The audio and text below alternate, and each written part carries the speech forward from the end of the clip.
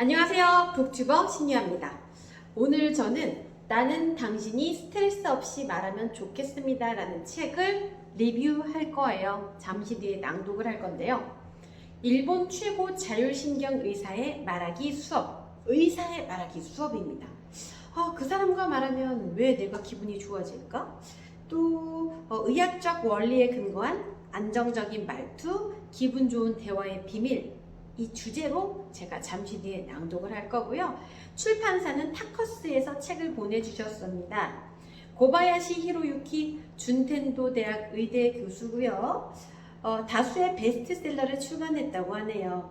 자율신경을 바로잡는 포기 건강법, 왜 이것이 몸에 좋을까, 하루 세 줄 마음 정리법, 컨디션 조절 습관 등이 있다고 합니다. 제가 잠시 뒤에 낭독해 보도록 하겠습니다.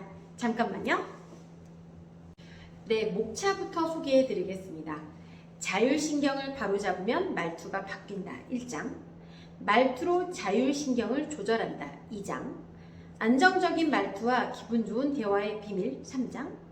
천천히 말하면 분위기가 바뀌고 인생이 달라진다. 4장. 인간관계가 술술 풀리는 말투. 5장. 교섭을 유리하게 이끄는 말투. 6장. 건강과 활력을 유지하는 말투. 7장. 가족 사이가 돈독해지는 말투. 8장. 일이 술술 풀리는 매일 속 말투. 9장. 삶이 윤택해지는 말투. 10장. 듣기의 달인이 되면 인생이 달라진다. 11장. 인생의 중요한 순간에는 자기 자신과 대화하기. 12장. 스트레스 없이 기분 좋게 말하기 위한 8가지 습관. 13장. 이렇게 나누어져 있습니다. 자, 그럼 저는 5장 인간관계가 술술 풀리는 말투, 이 부분을 낭독해 보겠습니다. 초진 환자에게는 사는 곳에 대한 이야기부터 시작한다. 비즈니스 미팅이나 접대, 영업 등을 목적으로 다른 사람과 대화할 때가 있다. 그런데 첫 만남에서 만족스러운 대화를 나누기는 무척 어렵다. 그 중에서도 진료실이라는 공간은 더 독특하다. 일단 진료실을 찾아오는 사람은 육체적으로나 정신적으로 불편을 겪고 있어서 마음이 온통 불안으로 가득하다. 그래서 대부분 자율신경의 균형이 무너져 있다. 또 환자는 의사를 선생님이라고 부르기 때문에 저절로 상하 관계가 형성된다. 처음 만나는 선생님에게 자기 생각을 자유롭게 말할 수 있는 사람은 많지 않다.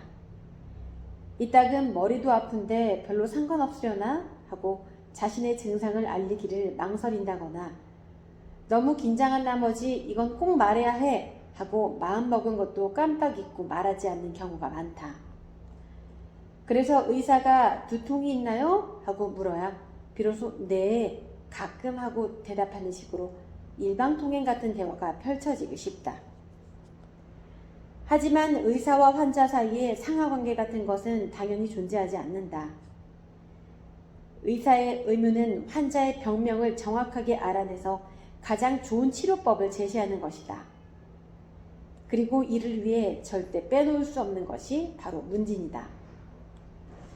눈으로 보고 귀로 듣고 손으로 만져보아도 뚜렷한 원인을 알 수 없을 때 문진으로 병명의 힌트를 얻는 경우가 무척 많다. 문진할 때는 환자가 편안한 마음으로 이야기할 수 있는 분위기를 만드는 것이 무엇보다 중요하다. 그래서 나는 초진 환자를 만날 때 가장 먼저 이런 말을 꺼낸다. 오늘 멀리서 오시느라 힘드셨겠네요. 진료 기록 카드에 적힌 주소를 보면서 병과 상관없는 이야기부터 꺼내는 것이다. 가까운 동네에서 오신 분께는 집이 근처라 오시기 편하죠? 하고 질문을 바꿔서 물어보면서 어쨌든 반드시 사는 곳과 관련된 이야기부터 시작한다. 그러면 환자도 온통 병에 대해 생각하다가 순간적으로 다른 주제에 대해 생각하게 되어 한결 편안해한다. 그래서 그러고 보니 머리도 가끔 아파요 하며 적극적으로 증상을 말하게 된다. 처음 만나는 사람과의 대화 주제는 날씨와 사는 지역이 가장 좋다. 이런 주제는 대화를 원활하게 이끄는 윤활유가 된다. 힘내세요가 아니라 무리하지 않아도 괜찮아요. 주변 사람을 두루 잘 살펴서 얘기하지만 생색내기를 좋아하는 사람과 진정한 배려가 몸에 밴 사람은 어떤 차이가 있을까? 사람은 주변 시선에도 상당한 스트레스를 느낀다. 예를 들어 자신이 만들어준 음식을 다 먹지 못하는 상대에게 이렇게 말했다고 해보자. 남겨도 괜찮아요. 물론 친절한 말투이다. 상대방이 음식을 다 먹지 못한다는 것을 알아차리고 신경 쓰지 않아도 된다는 마음을 전하고 있다. 하지만 상대방은 결국 음식을 남긴 모습을 보이고 말았네 하는 생각에 미안하고 민망한 기분이 들기도 한다. 그럴 때는 이렇게 말하면 어떨까? 무리하지 않아도 괜찮아요. 자신이 음식을 남긴 입장이라면 이런 말을 들었을 때 마음이 더 편하지 않을까? 마찬가지로 열심히 노력하는 사람에게 힘내 하고 말하는 것도 아쉬운 실수이다. 굳이 그런 말을 듣지 않아도 상대방은 이미 힘을 내고 있기 때문이다. 예를 들어 암투병 중인 환자들은 수술로 인한 통증이나 항암제 부작용 등을 견디며 있는 힘을 다해 치료를 받게 된다.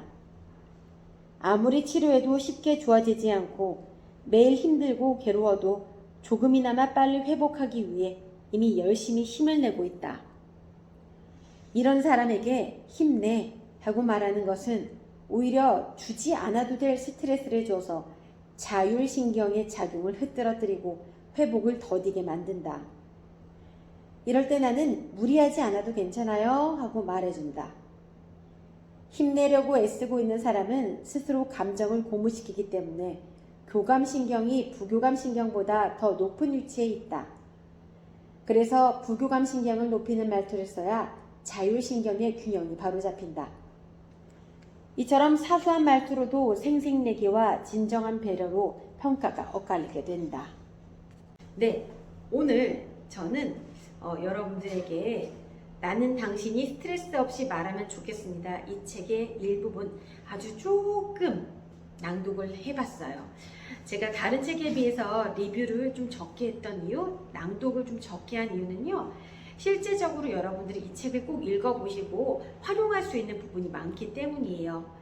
직접 이 책을 구입해서 읽어보고 난 후에 인간관계에서 술술 풀리는 말투는 이렇게 해야 되는 거구나, 자율신경은 어떨 때 이렇게 반응을 하는 거구나 느끼면서 한번 일상생활에서 적용을 한번 해보시길 바랄게요.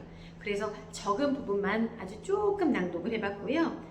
저는 인간관계가 술술 풀리는 이 말투에 대해서 잠깐 낭독을 해드렸지만 여러 가지 부분도 설명을 해드리자면은 자신의 말투를 객관적으로 확인하는 것이 우선이다. 이런 글도 있는데 내 자신의 자율신경이 흐트러진 상태라는 것을 모른 채 첫 대화를 시작을 하면은 인간관계에서 좀 부족한 부분에서 괴리감이라던가 안 좋은 걸 느낄 수가 있기 때문인 것 같고요. 여러분들이 이 책 읽어보면은 정말, 그리고 굉장히 빨리 읽어요. 저는 이 책을 받자마자 1시간 만에 모두 다 읽었거든요. 그래서 여러분들은 이걸 보면서, 이 책을 보면서 말하기는 또 기술이 아니라 의학이다. 또 이 의사 선생님이 쓴 책이기 때문에 더 신뢰감이 갈 것 같고요. 마음이 불안하면 자기도 모르게 가시돋친 말투가 나오고 너무 피곤하면 말이 요점에서 벗어나는 등 기분과 상황에 따라 다른 말투가 나오죠. 바로 이 말투를 좌우하는 게 자율신경이기 때문이라고 합니다. 그럼 어떻게 하면은 자율신경이 흐트러지지 않게 분위기 파악을 하면서 말을 잘할 수 있는지 이 책을 통해서 한번 확인해 보시길 바라겠습니다. 나는 당신이 스트레스 없이 말하면 좋겠습니다.